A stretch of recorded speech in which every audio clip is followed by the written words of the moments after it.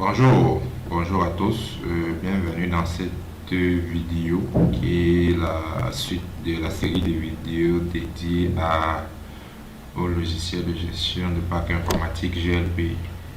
Donc, dans la précédente vidéo, je vais vous montrer comment installer GLPI sur un serveur 2IS sur Windows Server. Donc, dans cette vidéo, je vais vous montrer comment installer ça sur un serveur Ubuntu. Pour ceux qui sont en production, il est souvent mieux d'installer GLPI, en fait, tout système sur un serveur Linux, parce que Linux étant plus rapide, c'est plus intéressant de l'installer sur Linux. Donc, lors de la précédente vidéo, je pense que j'avais présenté GLPI et ses fonctionnalités. Donc là, on va directement attaquer le vif du sujet. Donc, ce que j'ai fait, j'ai une machine, un serveur où j'ai installé Windows Server, c'est-à-dire sur une autre machine. C'est dans ce serveur en fait que j'ai installé le rôle 2IS, le rôle Hyper-V. Pour ceux qui font un peu de l'administration système, et ils sauront que Hyper-V c'est l'outil de virtualisation de type 1 de Microsoft. Donc c'est dans Hyper-V maintenant que j'ai créé une machine virtuelle Ubuntu dans laquelle j'ai installé les outils de base. Donc voilà, la machine virtuelle la voici. Je vais faire un if config pour voir les caractéristiques. On peut voir if config. Voilà, on peut voir aussi que j'ai ma machine virtuelle là. Donc GLPI étant un outil conçu avec PHP, il vous faut en fait les outils utilisés par PHP, notamment installer PHP, installer le serveur base de données et installer Apache. Ce que vous pouvez faire, parce que j'ai brossé beaucoup d'étapes, parce que je parle du fait qu'il y a beaucoup de gens qui peuvent dire qui savent dire à peu près comment ils installent le LAMP. Ce que vous pouvez faire, vous pouvez juste installer juste un outil qu'on appelle le LAMP. apt, si je fais apt installe LAMP, je pense que LAMP a déjà en fait tout ça, c'est-à-dire il a déjà PHP, il a MySQL, il a Apache. Donc vous pouvez installer LAMP. Vous pouvez essayer de voir comment on installe ça sur internet. Donc je vais passer l'installation des outils de base. Donc vous avez juste besoin de LAMP, de PHP et de MySQL et de Apache. Le PHP est recommandé d'utiliser la version 7.4 et MySQL est recommandé d'utiliser la version 8. Lorsque vous allez installer LAMP, ça va tout installer. Donc je vais passer ces étapes. Donc une fois installé LAMP, il vous faut les sources de GLPI. Donc ici j'ai mon GLPI, j'ai téléchargé ce GLPI sur le site. Si je reviens sur le site de GLPI, vous pouvez aller récupérer la source de GLPI. Donc c'est vraiment très simple, c'est pas vraiment compliqué. J'ai pas voulu faire une vidéo assez longue, partant du fait que bon, la plupart des gens là savent dire à peu près comment on installe dans le serveur Linux. Donc je saute beaucoup d'étapes.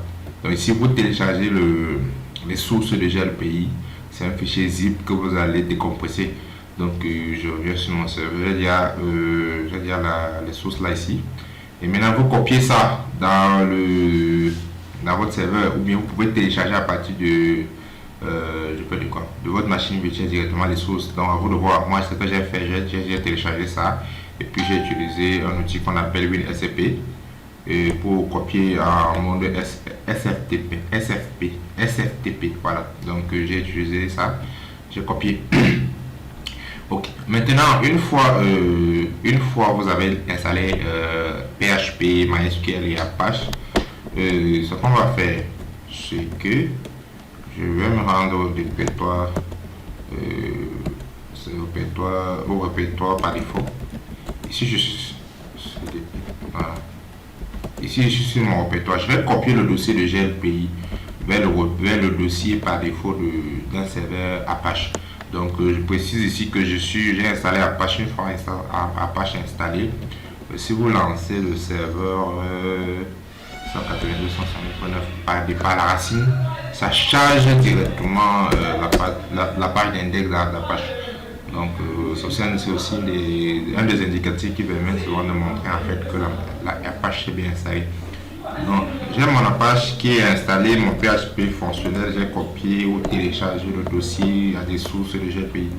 Maintenant ce que je fais, c'est que je copie le répertoire de GLPI. Si j'ai créé un GLPI 3, je le mets dans /var/3w/html. Ok, donc j'ai pas besoin de le faire parce qu'il est déjà à l'intérieur. Donc j'ai déjà copié. Donc une fois copié, je me rends sur ce répertoire. GLPI 3. Voilà, je lance l'installation, je sélectionne la langue, je sélectionne je clique que j'ai validé, je valide les prérequis. Ici, j'ai déjà tout activé. Mais je vais me rassurer que avant d'arriver à cette étape où tout est coché en vert, comme vous voyez là, il y a beaucoup de choses qu'il faut faire. Voilà par exemple l'étape que vous aurez très souvent quand vous venez d'installer. Il y a des extensions qui vont manquer, il faut installer les extensions. Si c'est pas assez compliqué, il faut aller dans le fichier PHP, activer les extensions. Comme j'ai dit, beaucoup d'étapes parce que la vidéo va devenir longue. Donc il y a beaucoup d'extensions qui sont manquantes là. Pour ceux qui sont habitués de PHP, ils savent où aller. Je pense que c'est dans il y a un répertoire cd/etc. C'est/etc cd/php. Voilà. cd. Vous rendez le répertoire de votre version. cd apache 2. Et puis, je pense que c'est le fichier php.ini que vous allez éditer pour activer ces extensions. Il faut aussi attribuer les droits, c'est-à-dire il faut attribuer les droits au dossier file ici. Voici la commande ici. Donc il y a pas mal de choses. Je pourrais partager avec vous ce fichier ici qui montre quelques petites astuces pour facilement installer ça.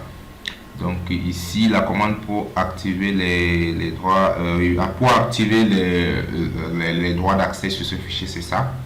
Donc une fois que vous avez activé les extensions, donné les droits au bon fichier, vous êtes OK pour continuer la suite. Donc là j'ai déjà fait ça et puis je continue. Et puis je vais entrer le serveur de base de données.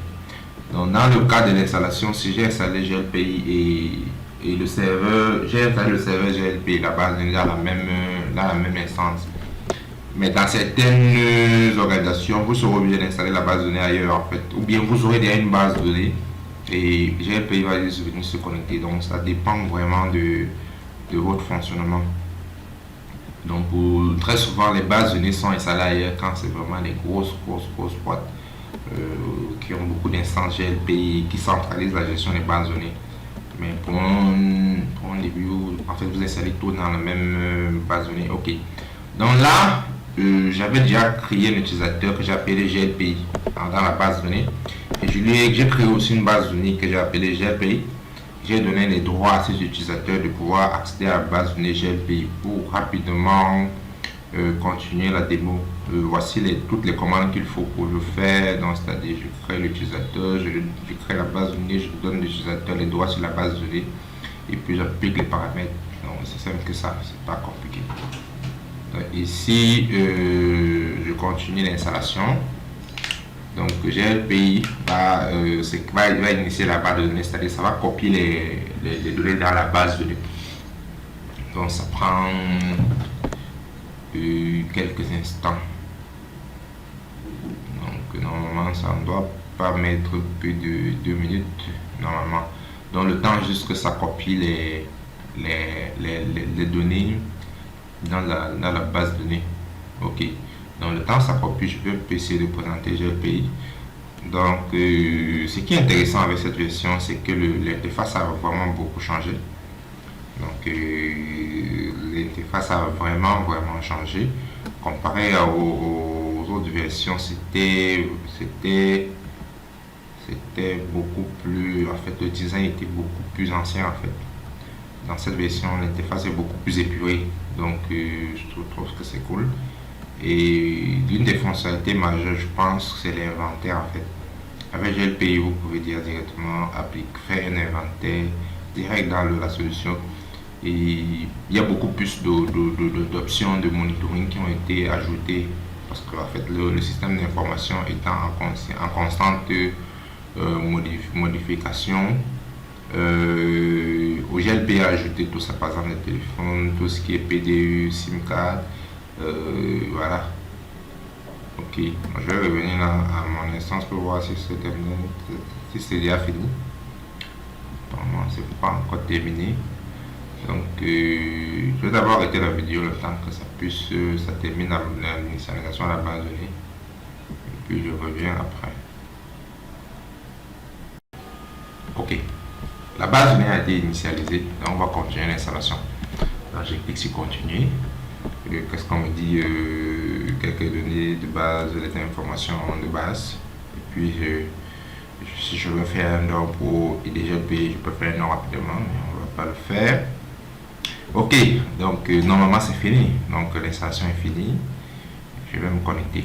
Donc voilà. Donc, comme je disais, j'ai une instance Ubuntu. Ubuntu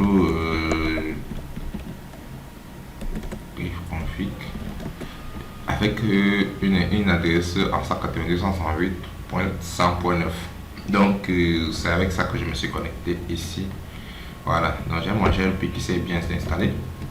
Et puis je vais mettre GLPI, c'est l'information par défaut à changer en fait. Quand vous serez en production, il faut le changer. Donc voilà, donc ça c'est la petite interface de GLPI. Qu'est-ce qu'on peut voir? On peut faire quoi? Ici, ça c'est tout ce qu'on peut faire comme inventaire. J'ai tout ce qui est téléphone, consommable, imprimante, carte. Je viens en assistance, tout ce qui est ticket, je peux créer des tickets, je peux configurer les tickets, la gestion. Tout ce qui est budget, contrat en fait. Donc le GLP c'est un outil qui permet de gérer votre parc de manière complète en fait. Donc la base de connaissances par exemple, c'est si vous avez des équipes qui sont un peu éparpillées, vous pouvez créer une base de connaissances avec des problèmes déjà résolus. Donc dans les prochaines vidéos, peut-être qu'on verra quelques cas d'utilisation de GLPI. Mais l'objectif de la vidéo, si c'était clairement de juste installer GLPI sur un serveur Linux.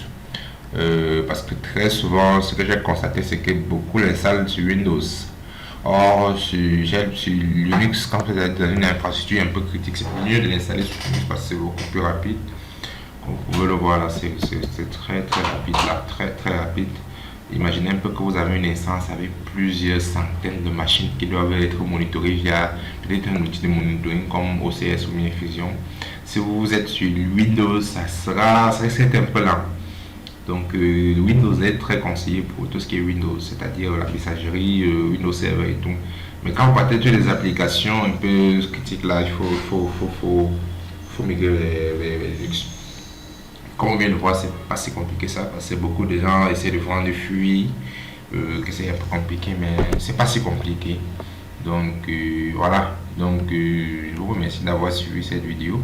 C'était une petite vidéo en fait qui montrait comment installer GLPI, qui est un outil de gestion de parc, dans sa dernière version, la version 10.0, avec Ubuntu, c'est-à-dire on a installé ça sur Ubuntu. Donc je vous remercie d'avoir suivi la vidéo et à la prochaine pour d'autres vidéos sur GLPI.